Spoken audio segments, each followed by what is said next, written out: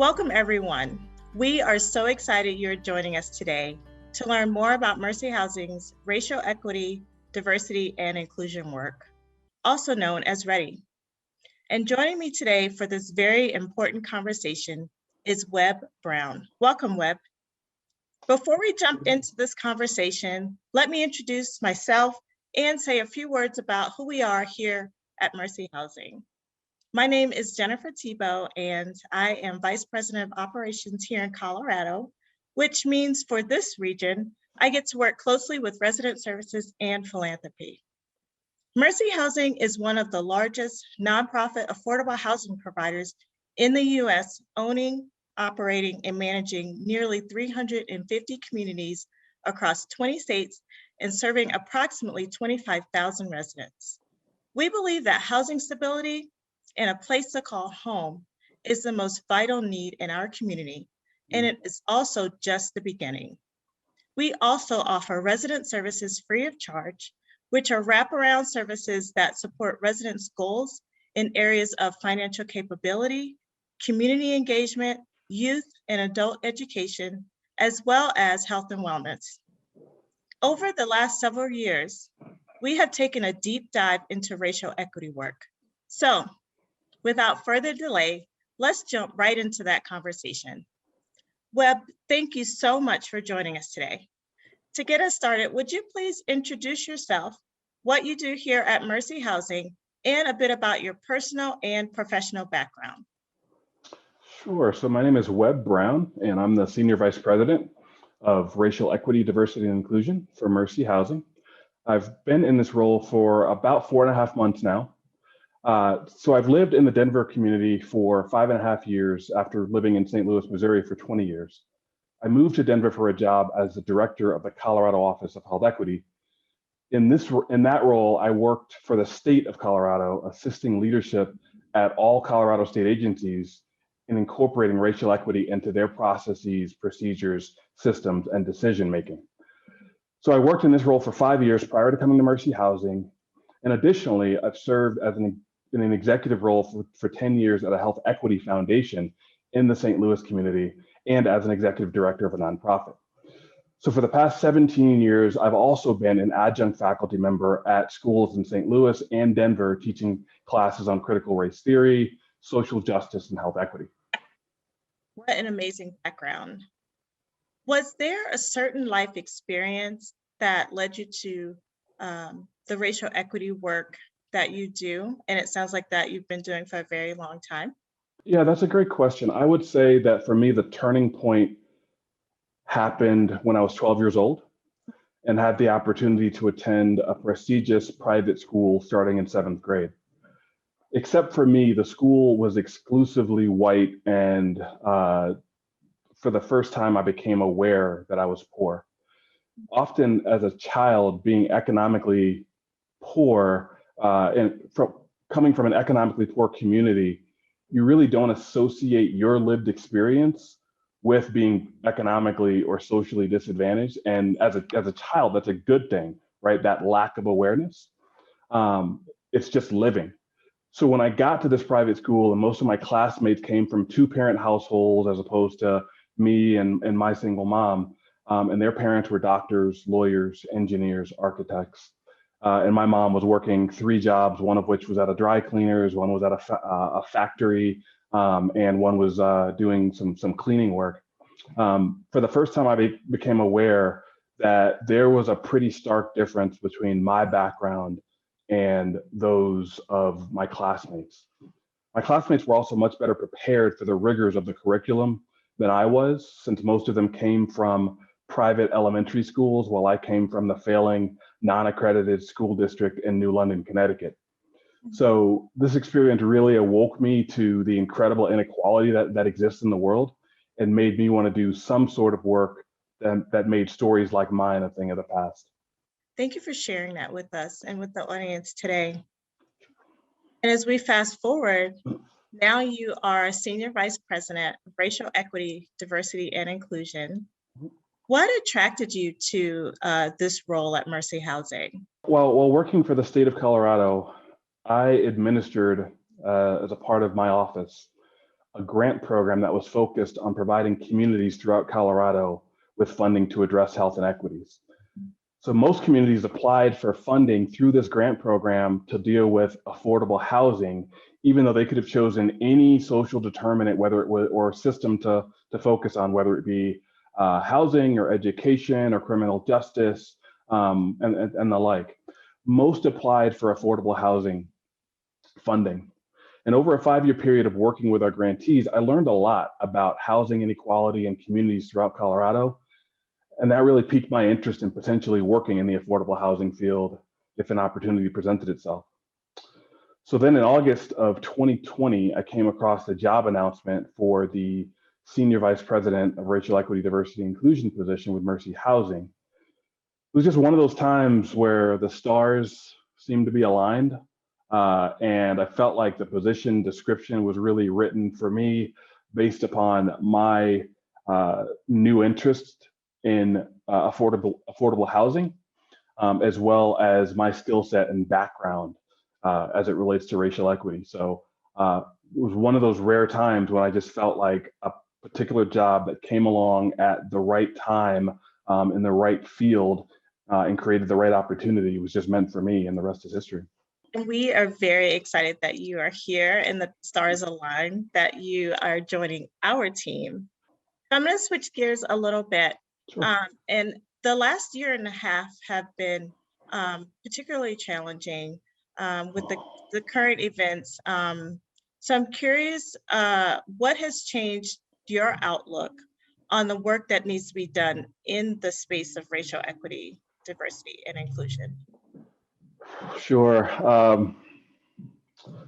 The events of the last 18 months, in particular, the police killings of Black men, have highlighted an area that, in my estimation, we in the racial equity space haven't focused enough on. We've done a lot of work focusing on systems and policy level change, as well as emphasizing the importance of trainings about racism, social justice, microaggressions, and the like.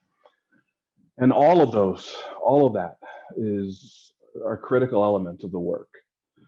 But I think what's at the core of what we've experienced with these race-related murders, whether police-related or the murders in Atlanta and others from the past year and a half, calls upon us to focus on something more basic as well. So when we fail to see people as human beings, it makes it easier for us to take a life because that life is not seen being equal to others, because we didn't see the person's humanity because of our own biases and life experience. So for me, the past year has served as a wake-up call for the need for us to think creatively and create spaces for people from different backgrounds and lived experiences to have dialogue and learn about each other. So behavioral science data tells us that the number one way to address bias is through experience and interaction with those against whom we may have an implicit bias. So one of the system level changes that I think we need to be focused more on across systems, whether education, criminal justice, housing, et cetera, is just creating these spaces for experience and interaction to increase our ability to see the humanity in all people and in one another.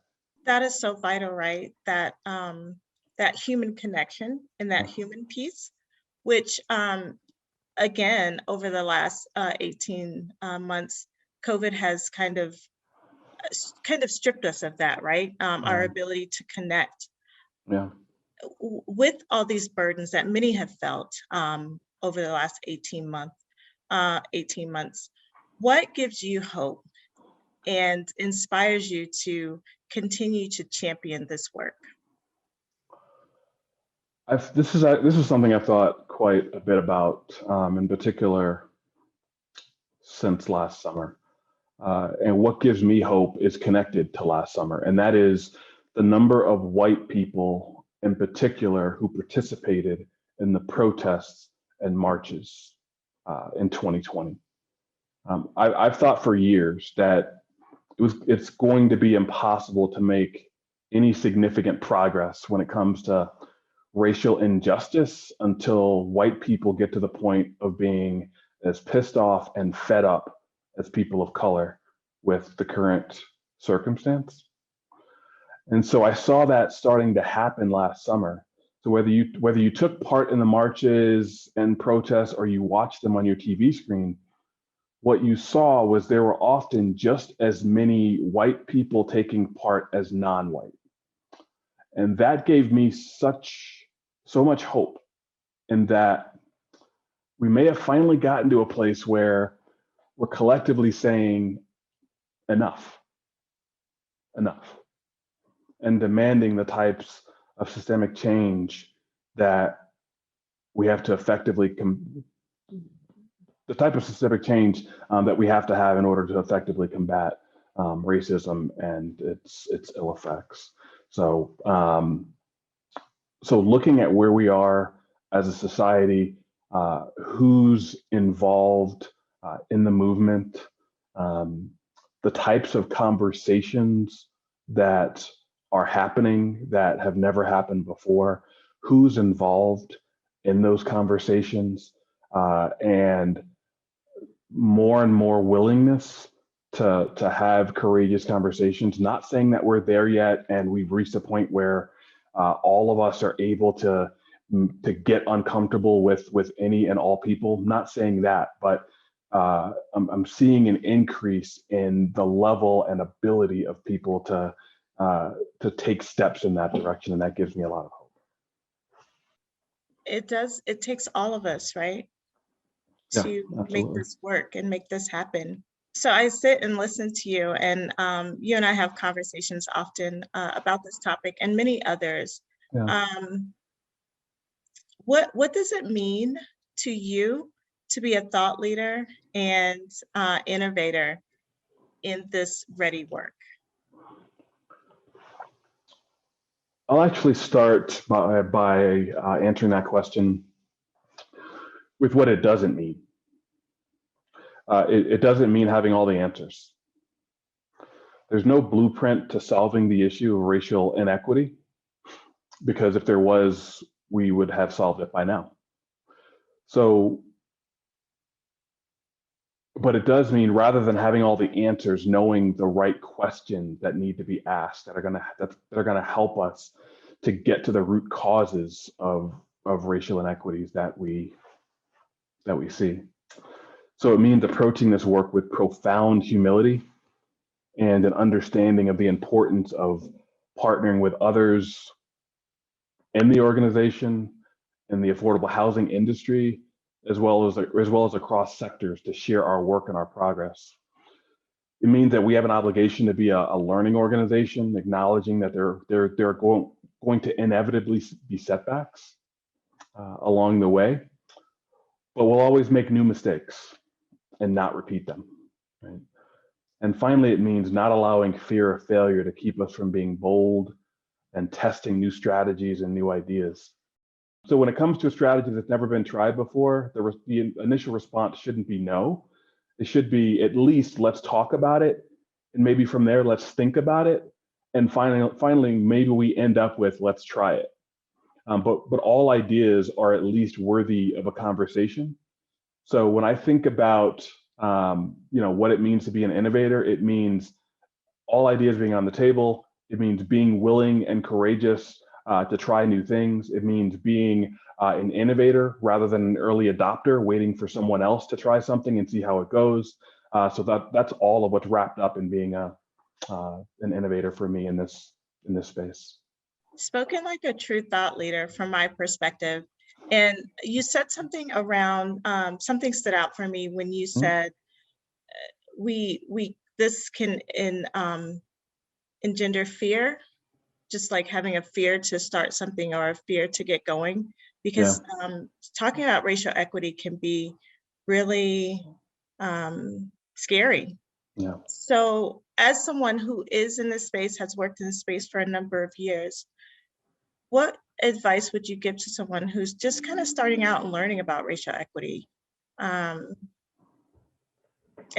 have that fear kind of on them? Like, what would their first step be?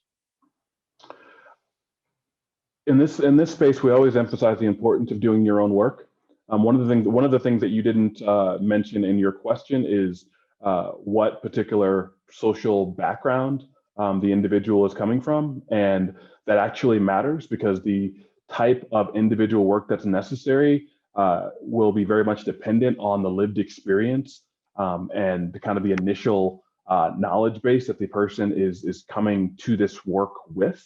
So doing your own work, whatever that looks like in terms of your own learning, your own growth, and learning about how it is that your lived experience impacts how you experience the world around you, that is critical. It's one of those situations where when you're on the airplane, you're advised to put on your mask first before attempting to help others. It's the same concept when it comes to this work. So it also helps to break down some of that fear that folks are initially experiencing if they're approaching this from the perspective of working on and learning about themselves first, as opposed to this big wide world that's around them. So that's my initial advice, is to start with you. The next piece I would say is to, when it comes to the work that you will be engaging in with the world around you, is to start small and to start slow. Not to try to take too big of a bite out of the apple. So we all have networks, we all have communities, we all have families of origin that we come from. And so rather than focusing on trying to go to downtown Denver and changing policies around this inequity or that inequity, think about the networks of which you're a part. Think about the place that you work. Think about the family that you come from, and how is it that you can operate at that level before branching out to things that are bigger, more intimidating, and invoke more fear. So starting small is important as well. I appreciate your thinking on that. Starting small, I feel like that is a lesson in a lot of areas, in this one in particular. Mhm. So I appreciate that. This is such a huge topic and such a heavy topic. I wonder how you relax. How do you chill and decompress after a long day of talking about racial equity, diversity, and inclusion? On a daily basis, I like to read. So that is just really soothing for me, just to be able to engage with a book that's not about anything social justice related or racial equity, just something somewhat mindless, just to take my mind off of the day and kind of decompress. Additionally, I love doing anything that involves my family, my wife and two daughters, ages 12 and 15. In particular, being able to get outdoors with them. So love to hike, fish, ride bikes, anything that involves the outdoors and being with my family is totally my jam. I also love watching sports, at least on TV, but in person is preferred if possible. And the last thing I'll say in terms of my own decompressing each day is every evening I journal about my day. And normally the topic is something that I experienced that I related in some way, shape, or form to social justice. Not all the time, but normally it has something to do with social justice. So I write about whatever that event is, or what I experienced, or what I saw. Maybe I wasn't actually involved. And being able to write is really cathartic for me, and kind of helps me to see things from new perspectives and see what I experience on a daily basis from new perspectives as well. So that journaling is a big piece of my kind of going into chill mode at the end of the day. What a great way to wrap up your day every day, and a good reminder for everyone listening, and that includes Jennifer Tebow. So as we wrap up our time together, I wonder What's the one takeaway you feel is most important for our listeners today? Like, what's one thing that you would say, if I could get this across, this would be the one thing that I'd like to get across? I would say that racial justice work is hard. It's often uncomfortable, and the road is long. We didn't get here overnight in terms of the racial inequities that we experience as a society and as a world. And to think that this is something that we're going to be able to tackle or address effectively overnight is not realistic. But when it comes to the road to social justice, it's important for each of us to remember that the journey is more important than the destination. There are actions that each of us can take each and every day to move us as a society closer to our desired destination. And these include, as I mentioned earlier, educating ourselves, whether it's through podcasts or readings or trainings or other means about racial justice issues. We can also use our social media platforms to share what we're learning and invite others to join us in our learning journey. We can find local advocacy organizations to be involved in, donate to or volunteer for. Meaningful change is going to have to involve all of us, as you so eloquently put it earlier, Jennifer. And if we're all committed to taking small steps each day in our own lives, then collectively, these small steps will added up together will make a huge difference. So my overall takeaway, it's hard, it's uncomfortable, road is long, focus on the journey and not the destination. Start with you, invite others, and be positive, and keep in mind that all of the small changes that we collectively make will add up to something greater in the end. That was wonderful. I'm definitely taking away some pieces from this interview. Be okay with the small and celebrating wins as you go along the way. Webb, thank you so much for your time today. We are so excited to have you as a part of the Mercy Housing team. I look forward to working with you more and seeing where we end up, where this journey leads us, and look forward to talking more in this space about the work that you're doing. Thank you. Thank you so much. It was great to be here with you today.